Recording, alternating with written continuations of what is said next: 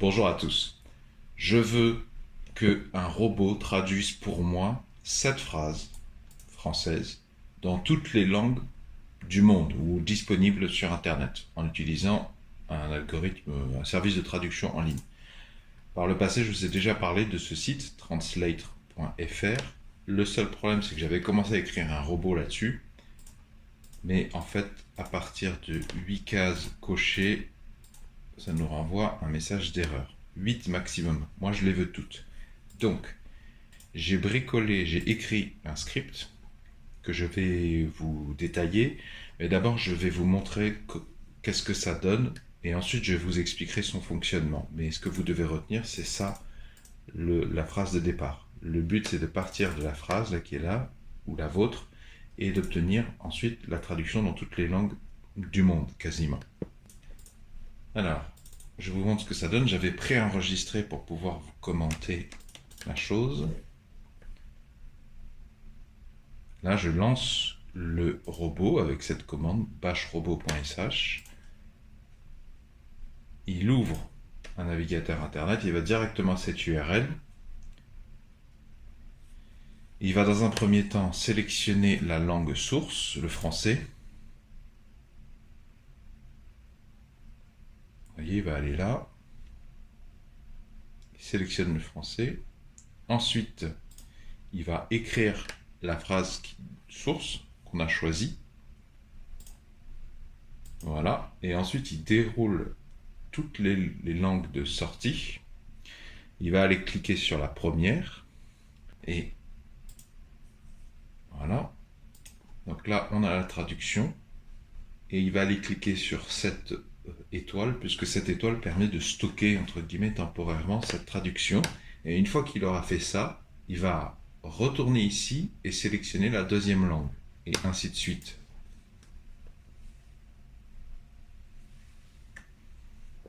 Albanais. Voilà. Enregistrer la traduction. Et il recommence avec l'allemand. Il va aller enregistrer la traduction. Et il fait ça pour toutes les langues. Il y en a plus de 100. Donc je ne vais pas tout vous montrer. Si ça vous intéresse de voir le déroulé total, je vous mettrai dans la description sous la vidéo juste cet enregistrement brut. J'attire votre attention sur le fait que l'enregistrement a été déclenché à 7h30 quelque chose. Oui, 7h32. Et alors, donc, je vais aller jusqu'à la fin pour que vous puissiez voir le résultat final. Donc là, on arrive dans les dernières langues. On va aller au Zoulou. Voilà. Il enregistre également. Et ensuite, il clique sur ce bouton-là, enregistrer. Et là, vous voyez, ça révèle tout ce qu'on a enregistré.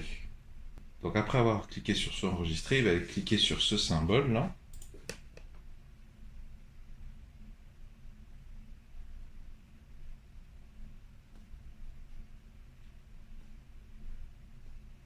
Voilà, il attend un peu pour laisser le temps au document de se charger.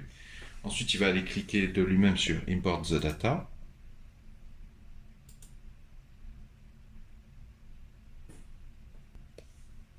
Voilà, il attend quelques secondes pour laisser le temps aux données de se charger.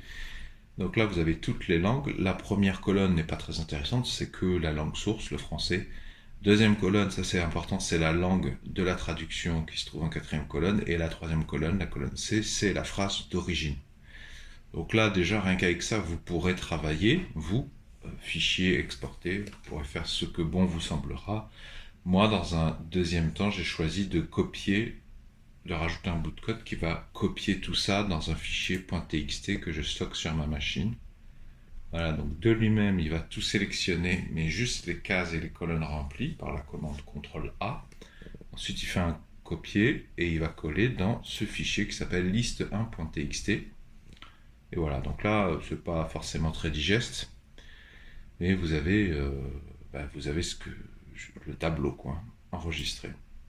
Donc on est parti à 7h33, il est 7h56, donc 20 minutes. C'est un peu long. Je vous mettrai dans la description sous la vidéo le code. et je vais essayer de l'améliorer avec le temps. Donc vous aurez probablement le script que je viens de vous montrer et peut-être des scripts mis à jour beaucoup plus rapides, j'espère. J'ai quelques idées d'amélioration et d'ailleurs je vous invite à vous manifester si vous-même vous en avez. Donc vous pouvez télécharger gratuitement ce script dans la description sous la vidéo. Je vous mettrai un lien Google Drive, ne vous étonnez pas. Maintenant, pour ceux que ça intéresse, je vais commenter. La première chose à savoir, c'est qu'il est très important en fait d'installer sur votre machine le paquet xdotool. Donc sudo apt install xdotool. Je vais peut-être vous montrer tout de suite la version de ma machine. Je suis sur Ubuntu 18.04.5 LTS.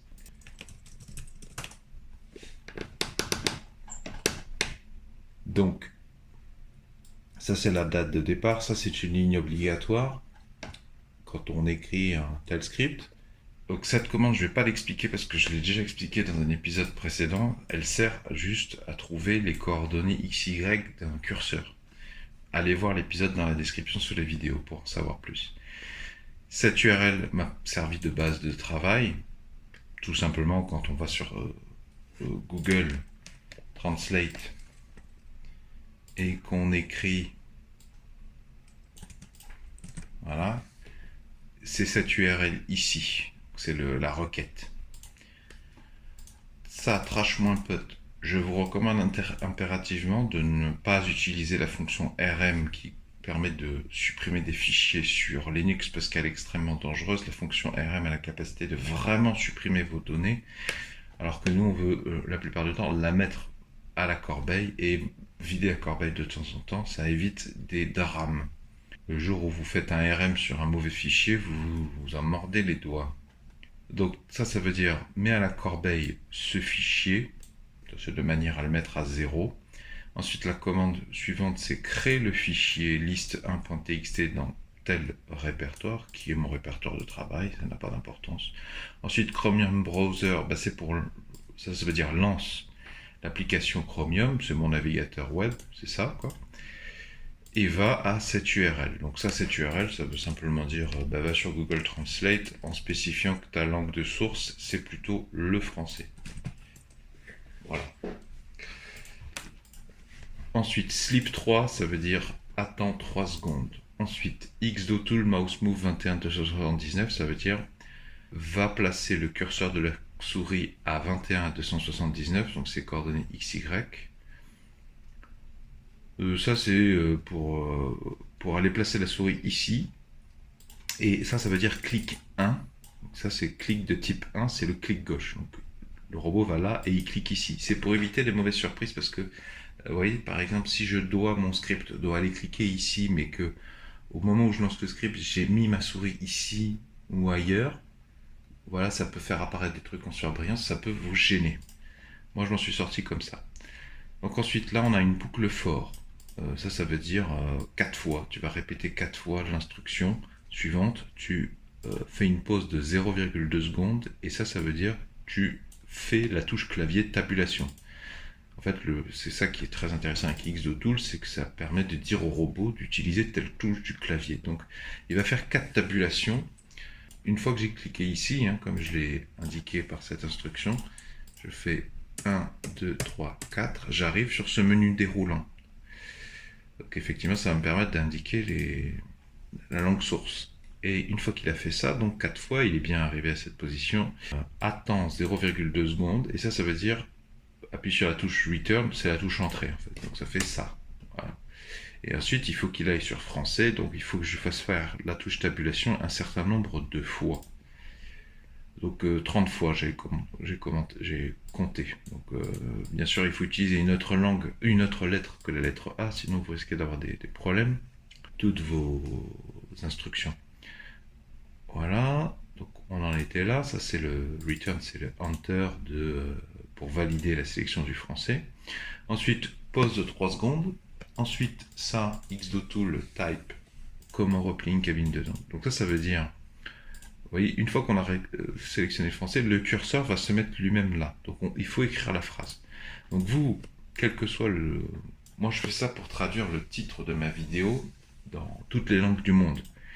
Et je pense que ça peut intéresser d'autres youtubeurs ou d'autres créateurs de contenu, peut-être des blogueurs. Donc vous mettrez votre phrase ici, sans accent, sans caractères spéciaux, et de la manière la plus directe possible. Et peut-être même que vous devriez la mettre en anglais, parce que Google Translate, je trouve, fonctionne mieux quand il s'agit de traduire dans toutes les langues du monde, de partir de la traduction en anglais. Moi, je suis parti sur le français, je trouve ça déjà pas mal. Mais je dois vous dire que vous aurez peut-être des meilleurs résultats en anglais. Et puis le fait d'écrire en anglais, ça vous force à penser la construction de votre phrase de manière assez universelle. Tandis que si vous êtes francophone de source, enfin si vous avez une bonne connaissance de la langue française, si vous êtes francophone quotidien, vous avez sans vous en rendre compte une connaissance assez poussée de la langue française et ça pourrait en fait causer beaucoup plus d'erreurs d'interprétation. Tandis qu'en anglais, comme vous êtes moins bon, vous irez directement à l'essentiel, au plus simple, au plus direct, ce qui arrange les logiciels de traduction. Donc ça veut dire tout simplement, en fait, dans cette ligne, le robot écrit toute cette phrase. Donc voilà, vous remplacerez par la phrase qui vous intéresse, ça l'écrit ici. Donc cette commande va tout simplement dire au robot d'écrire toute cette phrase, il n'y a pas besoin de se prendre le chou. Ensuite, il fait une pause de 0,5 secondes. Ensuite, donc ça c'est Shift Tab, c'est-à-dire un backstab, c'est-à-dire au lieu de faire Tab, vous faites Shift Tab, ça revient au lieu d'aller au suivant, ça va au précédent. Et moi, ça m'arrange parce que le précédent, ça me permet de sélectionner la source. Donc voilà, il fait un précédent, il attend 0,5 secondes, très important. Il appuie sur Cap et Enter, c'est la même chose que Return, c'est Enter, donc il fait ça en fait, il appuie sur Enter, sachant qu'il était venu se positionner là. Donc il attend 0,5. Et donc là, on a une boucle de 109. Donc si je ne m'abuse, il y a 109 langues. Ce sont les 109 langues. Là, vous avez 109 langues. J'ai réglé de manière à ce que ça parte de ici et ça arrive jusqu'au Zoulou. Donc 109 fois, il va répéter toutes les instructions qui sont ici. Et bien sûr, il va se baser sur la valeur de J ici. Ça veut simplement dire fait 109 boucles. Et J, en partant de 1, donc 1, 2, 3, 4, 5, 6, 7 jusqu'à 109, et J prend la valeur de la boucle du moment, quoi. Bon, vous ne le verrez pas, ça, EcoJ, si le script marche bien, mais si ça marche mal, c'est bien, parce que ça vous donne une idée de à quel moment le script a bugué.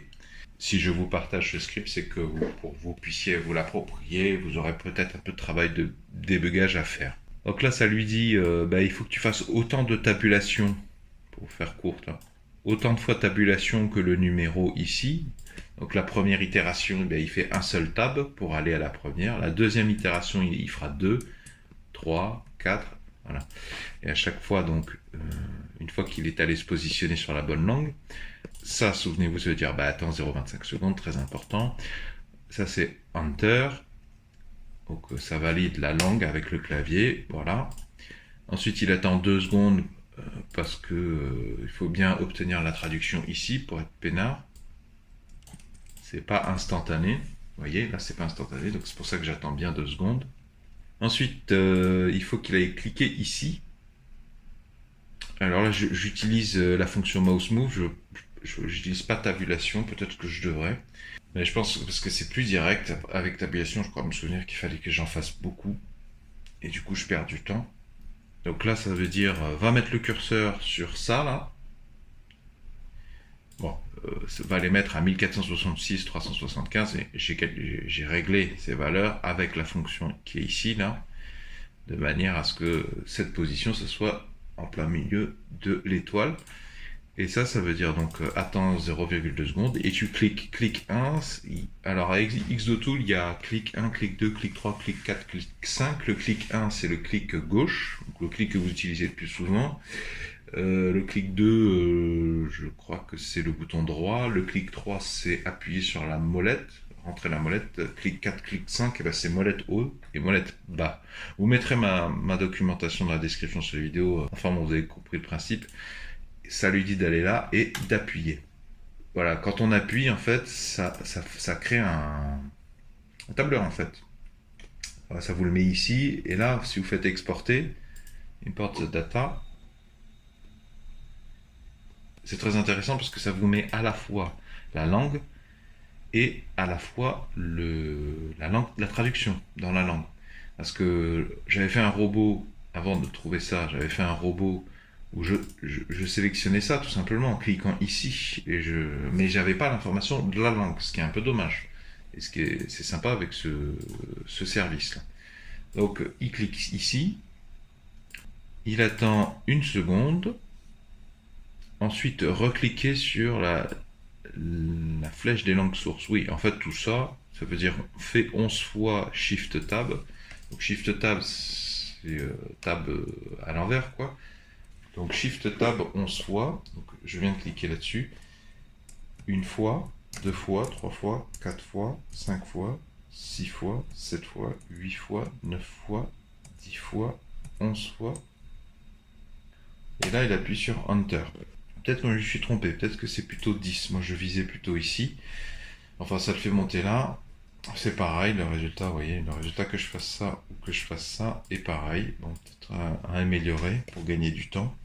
Envoyez-moi par mail vos remarques hein, si vous êtes intéressé par le sujet et si vous êtes penché sur le script et vous pensez avoir trouvé des manières de gagner beaucoup de temps.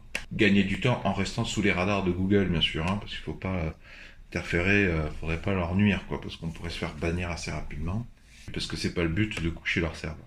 Donc une fois que j'ai fait ça, on arrive à Done, là, ça clôture la boucle de 109 itérations, 109 boucles. À la dernière itération, il réouvre ça, mais c'est bon, on est fini, on est déjà sur Zulu. Donc, il est comme ça. Ça appuie sur Échappe pour fermer ce menu déroulant. Ça clique ici, Échappe. Donc, il fait tabulation une fois, deux fois, trois fois. Une fois, deux fois, trois fois. Et là, il appuie sur Return, Enter. Donc ça affiche tout. Là, j'en ai qu'un seul parce que là, j'ai fait manuellement. Et je vous ai toutes les langues.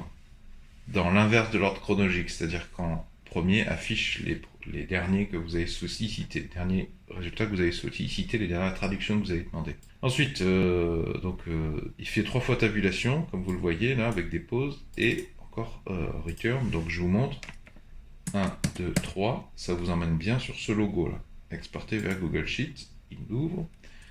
Voilà, donc 2 fois tabulation et return, donc 1, 2, il est bien arrivé sur le bouton bleu. Enter.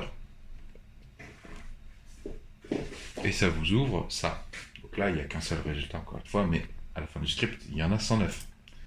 Ensuite, CTRL A, CTRL C. Donc, ce qui est sympa sur ce logiciel en ligne, c'est que ça ne sélectionne que les phrases remplies sur Microsoft Excel ou alors sur LibreOffice Calc. Je ne sais pas si ça sélectionnerait que les lignes remplies. CTRL A, j'aurais peur que ça sélectionne beaucoup plus. Bon, ça fait un CTRL C, c'est-à-dire que ça copie. Et ensuite, il ouvre Gedit. Donc ça veut dire il ouvre le fichier .txt Gedit. Et CTRL V, il stocke et il enregistre. Donc moi, je vais vous montrer le... Voilà. Donc là, j'ai tout le résultat final. Je ne vais pas modifier ce résultat parce que ça va être mon document de travail. Vous aurez la liberté, si vous le souhaitez, de remplacer vos tabulations par des virgules pour créer le fichier CSV, ou alors, tout simplement, vous préférez peut-être fichier télécharger, partir là-dessus ou là-dessus, ce sera peut-être beaucoup plus facile. Vous ferez ce que vous voudrez, de toute façon, dans le script que je vous donne, je ne ferme pas ça, c'est-à-dire que vous revenez 25 minutes plus tard, vous aurez peut-être, si vous le souhaitez, ce tableau, ce fichier d'ouvert, vous n'êtes pas obligé de le laisser, hein, il vous suffira d'enlever tout ça, en fait, hein. Et donc vous aurez le résultat de ce tableau avec les 109 lignes, et vous en ferez ce que bon vous semblera. Alors sachez que j'ai un niveau débutant, bricoleur, petit bricoleur de script. Tout ce que je vous ai montré là, c'est des bouts de code que j'ai récupérés à droite à gauche, en accordant peu de compréhension en réalité aux fonctions.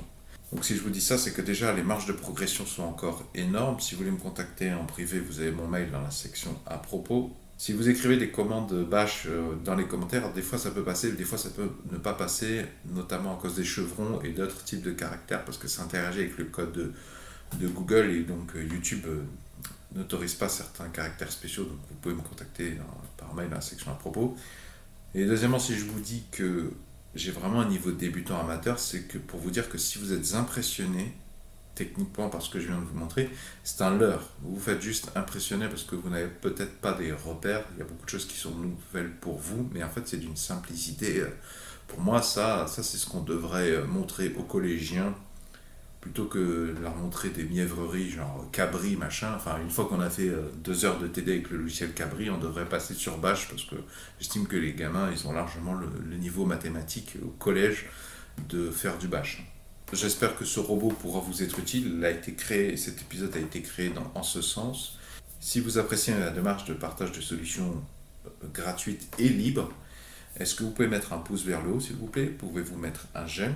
Si vous aimez vous débrouiller un maximum par vous-même, notamment avec des solutions gratuites dans la vie de tous les jours, pour résoudre les problèmes, les besoins de la vie de tous les jours, je vous souhaite bienvenue sur cette chaîne YouTube et je vous propose de vous abonner. Et justement, à cet effet vont s'afficher à l'écran un rond et un rectangle. Le rond, vous cliquez dessus, ça vous abonne gratuitement à la présente chaîne YouTube. Et le rectangle, si vous cliquez dessus, ça vous emmènera vers tous mes épisodes du même genre, soit où je code des robots dans le même esprit, soit où pareil, je vous présente des scripts bash dans lesquels j'automatise une tâche. Généralement dans le but de gagner beaucoup de temps, notamment dans l'exécution, la réalisation de tâches de bureautique professionnelle.